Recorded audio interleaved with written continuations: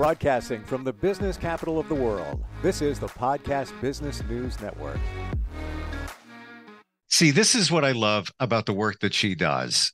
She takes it very seriously, very personally, and puts a lot of energetic spirit into her designs as an interior designer. How do you benefit from that? It's the energy that gets put in, the energy that gets moved around in all her projects. And she runs deeper than I ever thought. She's back here today. We're going to talk about your growth, and that is not really built on convenience. This is Kristiann from Kristiann Creations and Design. Welcome back. Thanks for having me. Yes, I'm such a big component of spirituality and energy and how it all bleeds into your everyday life and your success, right? And just like you said, convenience, it's everything is inconvenient. Like your growth and your development in life, in your career, in your relationships, within yourself, it's never going to be built at a convenient time, and it will never be comfortable. No, it's not supposed to be, because we learn things from it. And by the way, it's my belief that everything is work. Everything is work. I'm sorry, even the fun stuff has work involved, like getting together with friends this weekend. You have to plan out what you're going to do, where you're going to go. You have to get everybody together on the same page, make sure everybody's meeting up at the same time. Got to say, there's a little bit of work involved, but it's fun work. But nothing, even if you meditate, there's breath work involved. It's all work, but that makes it worth it. You put the work in, you get the returns from it. It's not convenient. It's not It's supposed to be. not. And you know what's interesting? So I read or I heard somebody say this recently on another podcast, and it like hit me like a ton of bricks. It was insane. And it was basically, before you can be restored, there has to be a demolition period. And it makes so much sense. Aside from the fact that I'm a designer and I work in construction. So aside from like that, metaphorically speaking, it's so true, because if you Mm-hmm. think back on like pivotal moments in your life, you have to demo everything out. Like you really have to kind of hit the ground in order to be rebuilt again. Just like when I'm designing and I'm, doing these full renovations, we have to tear everything down to the studs. I mean, you have to strip it of everything that it once knew and rebuild it all the way back up into something beautiful and new, and give it more life for the next 10 years or whatever, until the next restoration period begins. So it's like there's all these different levels that are involved, and people forget that it always happens when you're complacent, and when you kind of forget, like, oh, I do have to keep evolving, I do have to keep working on myself, I have to keep working and feeding my business and my relationships and myself in order to get to that next level. Because the minute you stop, there's a crack in the foundation. What happens when you ignore the crack? It crumbles. Mm-hmm. And it's like God's way of saying, or the universe's way of saying, like, okay, if you're not going to do it, I'm going to do it for you. And it's going to be a hell of a ride. And also, if you keep coming up with blocks along the way, isn't that the universe's way of saying you're going the wrong way? You're going to learn something from this, but it's going to be harder. Maybe you want to take the other path. And a lot of times we don't take the other path because our logic gets in the way of our intuition and our gut feeling. That sometimes it's just the easiest answer, but we look at it and say, it can't be that easy. Come on. No, I got to work hard. No, maybe it's the easy answer, but we ignore it. And we make it harder than it needs to be, Sure. right? Because we're overthinking. Like our inner dialogue is like kind of messing with us a little bit. We're just thinking more about so far advanced into the future instead of the present moment. And the minute you're like out of that present nature, forget it. Your mind just spirals, and then you can't get anywhere. I mean, I'll do that quite often. I get like a deer in headlights, and that's like my toxic trait. I think, and then I'm like, ah, oh, I don't know what I have to do. What's my first foot in front of me? Like that first step, what is that? Because I'm thinking about the run ahead of me. And most people do that. That was kind of my wake up call in my journey like 3 years ago. I met somebody and she said, "Why don't you ever live in the moment?" And I said, "I don't even know what you're talking about." She goes, "Why don't you ever live in the moment?" And I'm like, I don't know what you mean. Took about a week and then I was like, oh, all right. Like living here now is fantastic. You don't have any worries. You don't have any stress. Not that you shouldn't keep things on your radar, but like to your point, if you're 5 steps ahead, you're not living here, you're thinking over here. Or if you're thinking of the past, a lot of times that can lead to depression. If you look ahead, it leads to anxiety because you're anticipating something that probably isn't going to happen anyway. But if you live here, it's like all good. It's great. Great place to be. Not easy though. Yeah, it's that inner dialogue. I've been doing so much research just for myself, my own healing journey, Hmm. just because life is stressful. Everyone in this world is on some kind of healing journey. I don't care if they believe it or not, they are. And it's your inner dialogue and it's you're willing to acknowledge it and being open to it. I feel like a lot of people are really shut down. And so you can't welcome good things coming towards you because you're just so blocked out. Like I don't know if you like black out mentally and you can't welcome anything good into your life or good energy. But a lot of the times that happens. And it's usually when things are going wrong, how you show up for that plays a huge role with responding versus reacting, and absorbing like what is happening in that present moment. It all plays a huge role on the outcome of the next step, like that next chapter or that next solution, whatever it might be. What was your aha moment in your journey? And then we're talking, I know, I get it. Some people may say, oh, those two are very woo woo right now. What's going on there? But it's energy too. And some dude named Einstein talked about it decades ago, and people listened, and now they're listening more. But for you, does anything stand out like the aha moment? Like, oh, wow, I didn't realize that. Yeah. Honestly, I don't know if there was one specific moment. It's been like a series of moments. Like my entire life has been a construction zone. It really has. It's like but in a beautiful way, as weird as that sounds. Like I look back on it now and I appreciate every single aha moment that I've had. So, for example, every time that I've moved, I haven't moved many times, maybe 4 times in my life. The home I grew up in versus my first apartment, and then an apartment with a significant other, and then back home, and then fully on my own. So, like, those were each very pivotal moments in my life. And each were one level better than the next. And none of it happened in a very peaceful manner either. So that was my aha moment every time. And it's like the minute I start feeling this weird gut feeling, which I kind of feel like is creeping up on me again, and I'm a little nervous. Um, Can't ignore it's it. You can't ignore it. You just got to get ready to face whatever it might be. Because I am getting ready to kind of move again. I don't know where yet, but I'm ready to like get to that next level. All right. But every I want to jump in. Don't mean to cut you off. Tell me about that. You're feeling something. So you're feeling that there's something else over here, not to say where you are in your life physically, mentally isn't a good place, but something's calling you. That's what it seems like you're saying. Yeah. Yes. And Hmm. I've had this feeling, a very strong feeling for good 4 to 6 months now.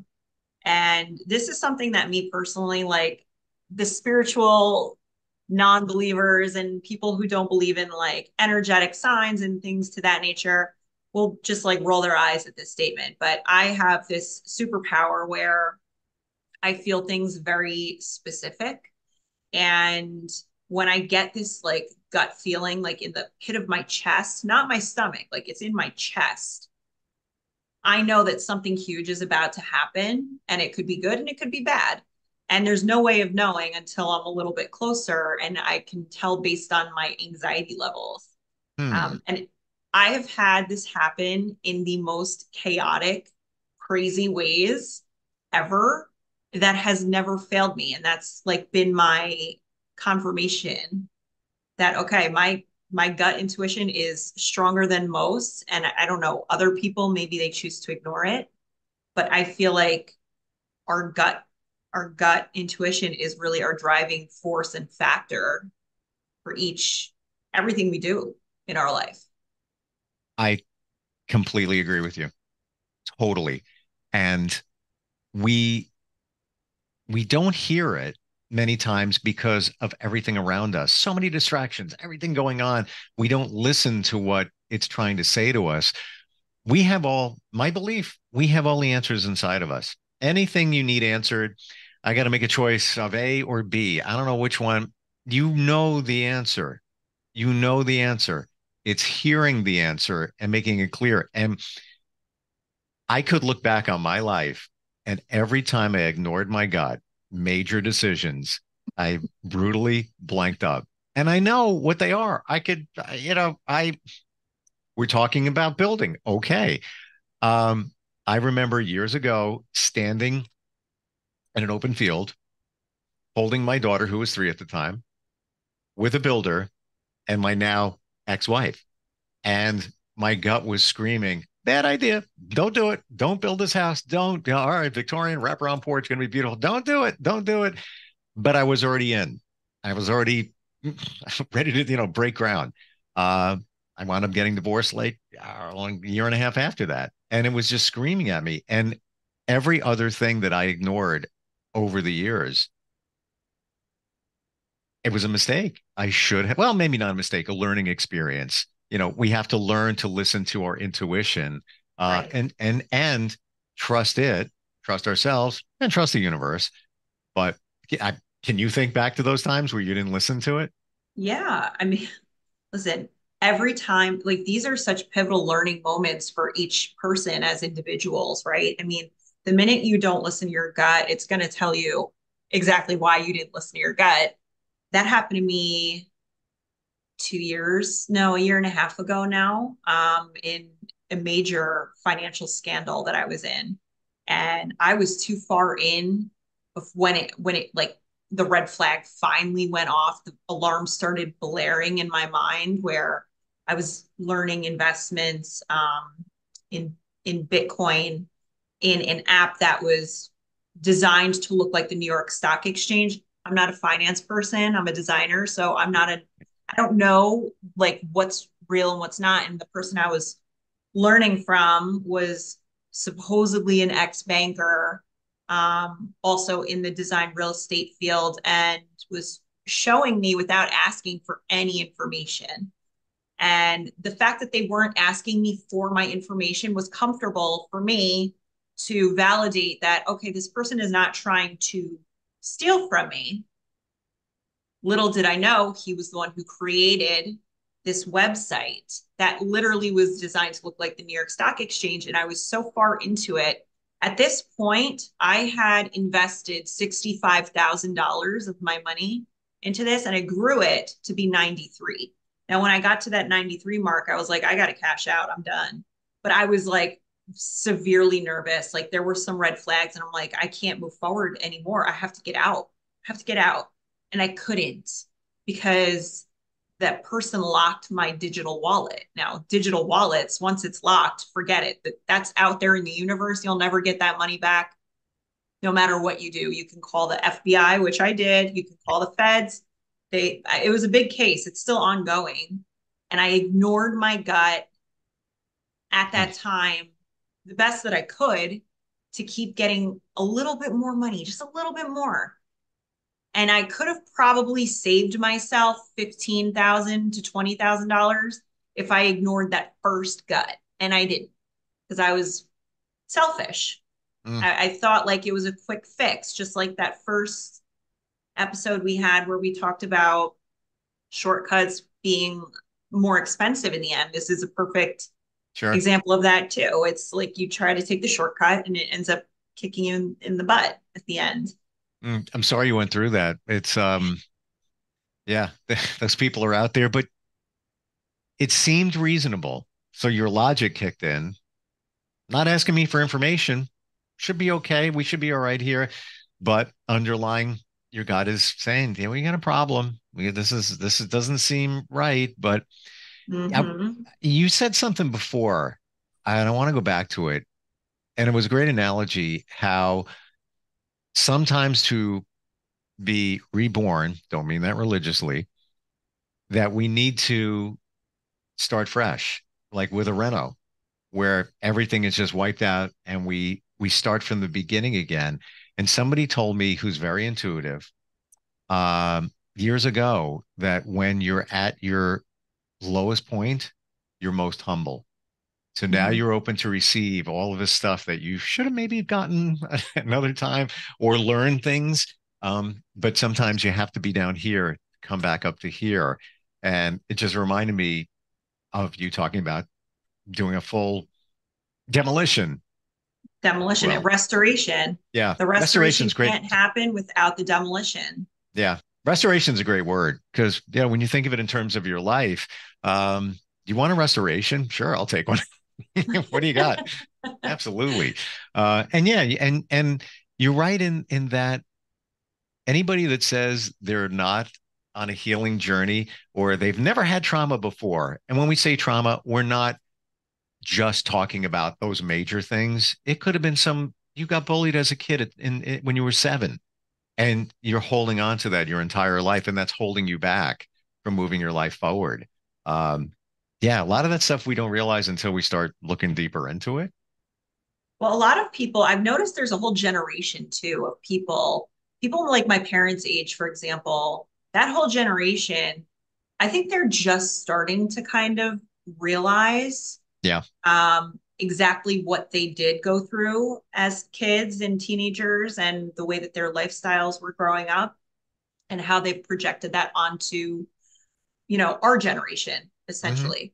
And I think that because this is something that was never really talked about back then, and it was like shunned upon almost to talk about, um, you know, it kind of bruised everybody's ego in that time they were brought up. Like right now, like you talk to them about it, or you talk to someone older in that 30 to 40-year bracket above your age, and they get very sensitive and very defensive because they don't want to answer questions when you start asking them, about their triggers and their traumas.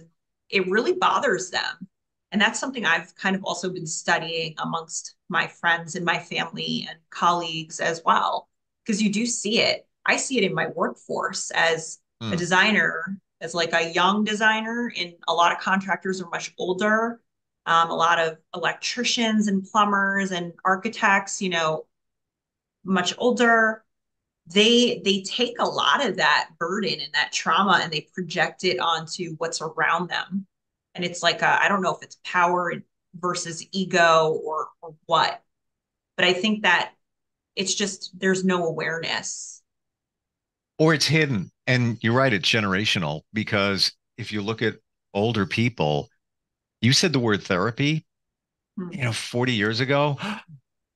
Oh, Kayann's got to go to therapy. I don't know. Something's up with her. I don't know. Something's up. Now it's like, I'm going to talk to my therapist at 5 o'clock today. It's like a badge of honor. Yeah. It's like your friend. It's you expect to hear it. It's all good. But back then it wasn't, even meds. Oh my gosh, somebody's on an antidepressant. Whoop, whoop, whoop, got a problem. Well, don't talk about it. Don't talk about it. Just let it go. And they didn't talk about it. So, to your point, it's kind of like swept under the rug. We're going to keep this down low. It's a generational thing. I truly believe it, and even those things, growing up that not major stuff, just life. It's not discussed. I got no problems talking about any of it.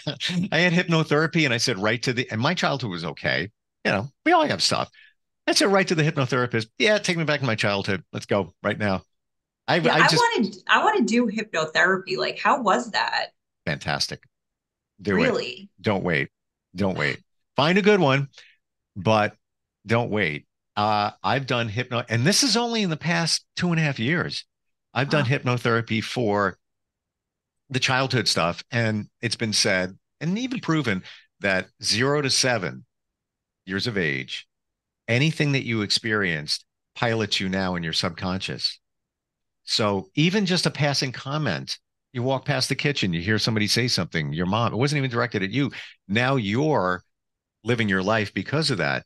Or it could have been you do a painting and your mom says, "Oh, Kayan, this is really nice, but we know the sky is not green. You can do better than that. Come on." Well, what do you got? Now it's been programmed in you that I got to do better. I got to do better. And you take Yeah. that with you. I've even done hypnotherapy for forgiveness. Interesting. Yeah. Did it Yeah. work? It worked. I'll be honest. The session, it was virtual, ended early because of a tech issue. So I didn't get the full, it was like another 15 minutes left, but I got a lot out of it and I felt it worked. Yeah. I'm going to need It's, you to send me all these resources. I need to I, hypnotherapy my whole life. I do podcasts with hypnotherapists every third podcast. I'm not even kidding. It's like I'm a hypnotherapy cheerleader because I've learned that it really does work. I've even done timeline regression where you look back, and it's for negative things. The first time you experienced sadness, the first time you experienced um, grief, all of that. But the cool part was you didn't need to explain it to the hypnotherapist.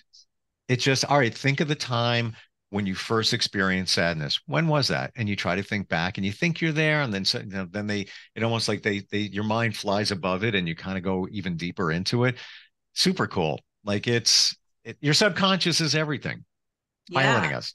it really is. I mean, I remember things like when I was very young.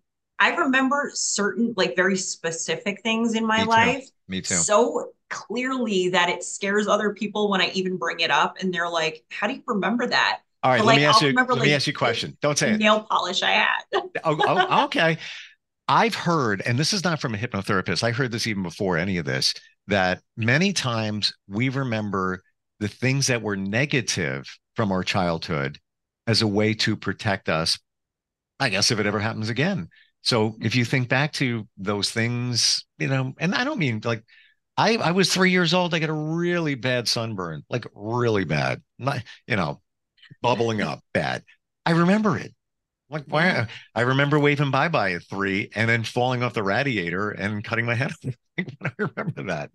I Isn't think it it's a weird protect. that you remember a lot more, maybe more of like the bad, Yeah. like trauma than the good? And then you think back, like, what was my happiest time when I was a kid? Or like, what was like a happiest moment as a teenager?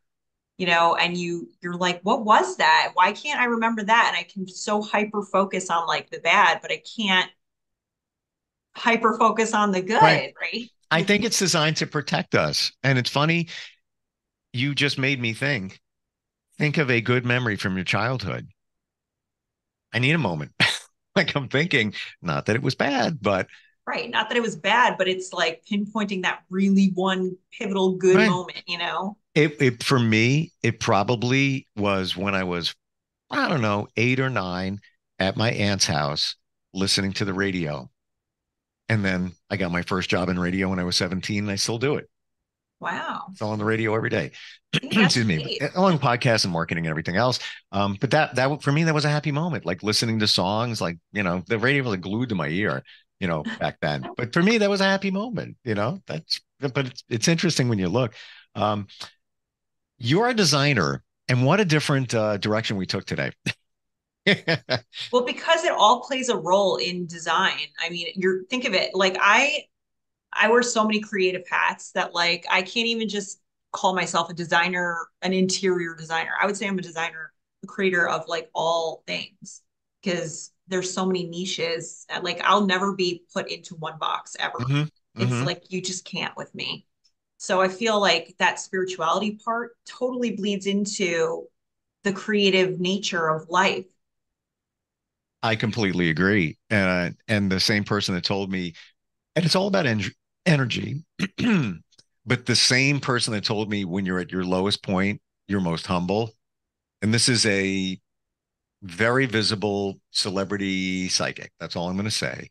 But he's also the one that told me back in the day, when your design of your room is not right and there's boxes and there's disarray and stuff all over the place, that it's blocking the flow of your energy and Mm-hmm. others and basically screwing up your life. And you don't even realize it. You just, walk over that box or, get around that couch is too far into the room or whatever it might be. There's a rule that needs to be adhered to. And that's, I believe, what you do through spirituality. Yeah, and it's also what you grew up with, like conditioned. A lot of people grew up in some homes that had like the plastic on the couches, the plastic covers that you couldn't touch, Oh, yeah. right? And then it makes you want to not like gravitate as far away from that as possible when it comes to creating your own style and developing your own style.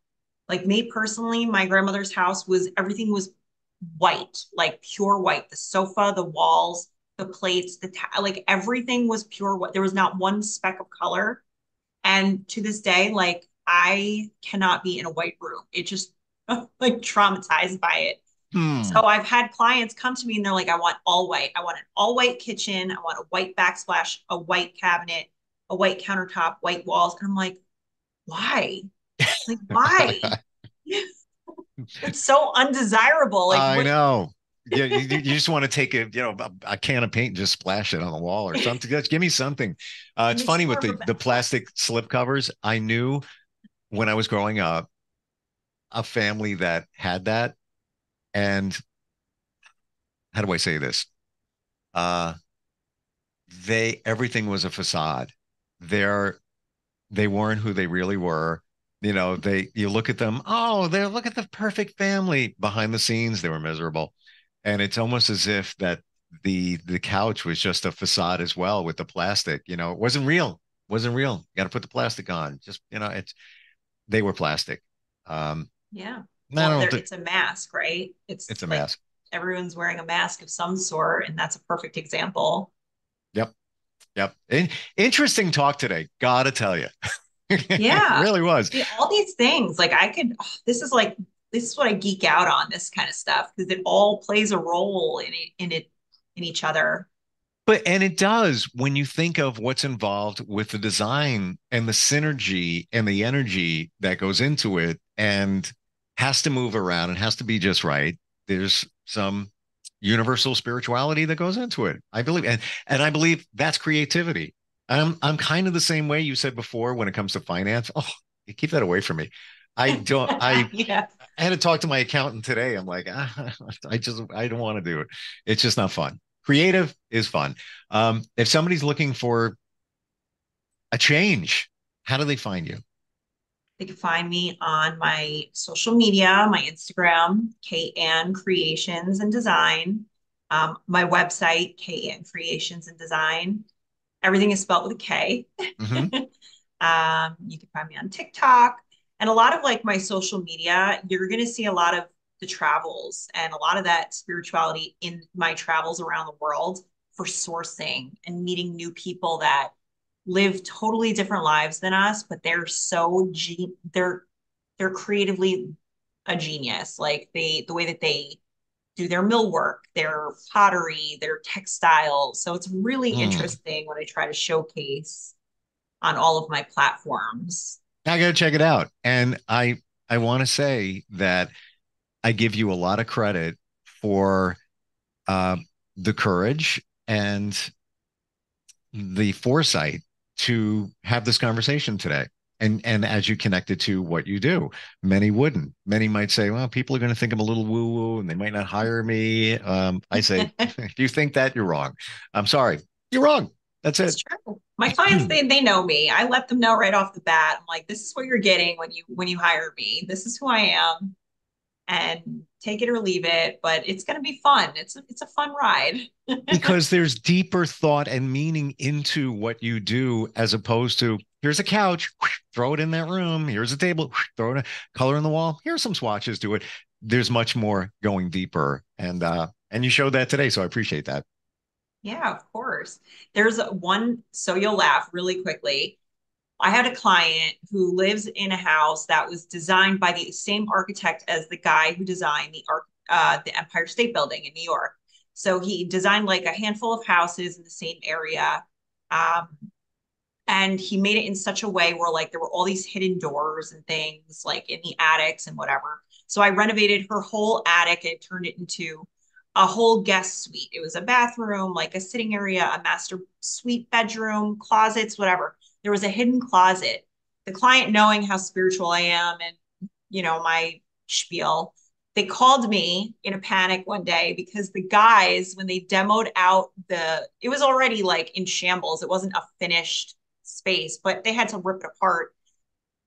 Whoever owned the house previously kept this doll, a creepy doll that was sitting in a chair. I'm not even exaggerating. Sitting in a chair in the closet? In a chair in a closet that was hidden behind the wall.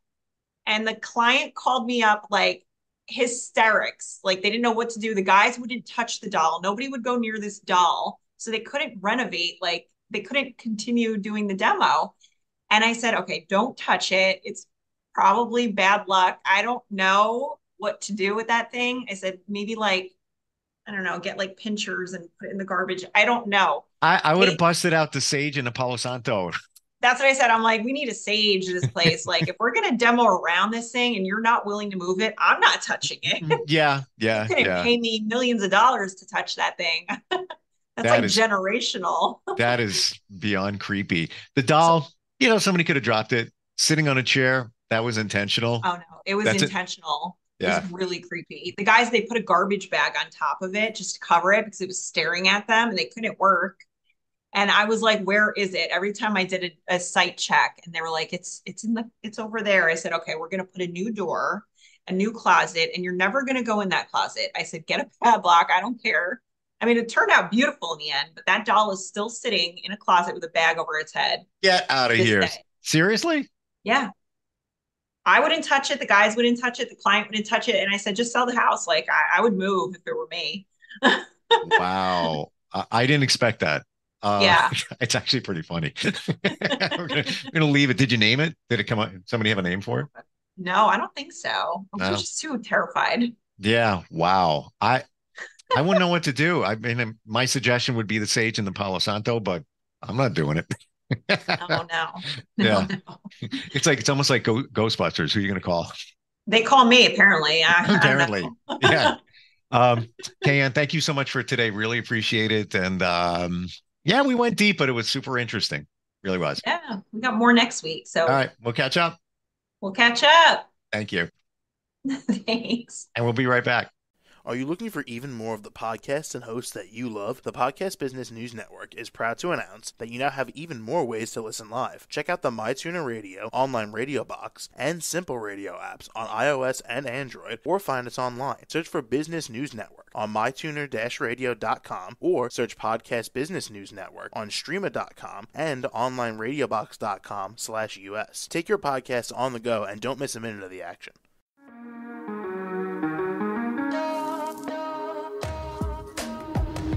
Broadcasting from the business capital of the world, this is the Podcast Business News Network. For nearly 2,000 severely injured veterans, everyday life has become filled with barriers. Day-to-day simple tasks can become pretty daunting. I have to carry my chair up 2 flights of steps or have somebody do it for me. What scares me the most is just the falling. When I'm struggling with my house, I think, to have that one great barrier just knocked down, I mean, it's crucial. Home for Our Troops is a wonderful nonprofit that builds a mortgage-free, fully adaptive, handicap-accessible house. And there's no catch. It'll be our very first home that we've ever owned. This is a game changer. This is where your life begins again. We need you to join us in completing this important mission. Please visit hfotusa.org and help build homes and rebuild lives. Because of you, everything's going to be okay.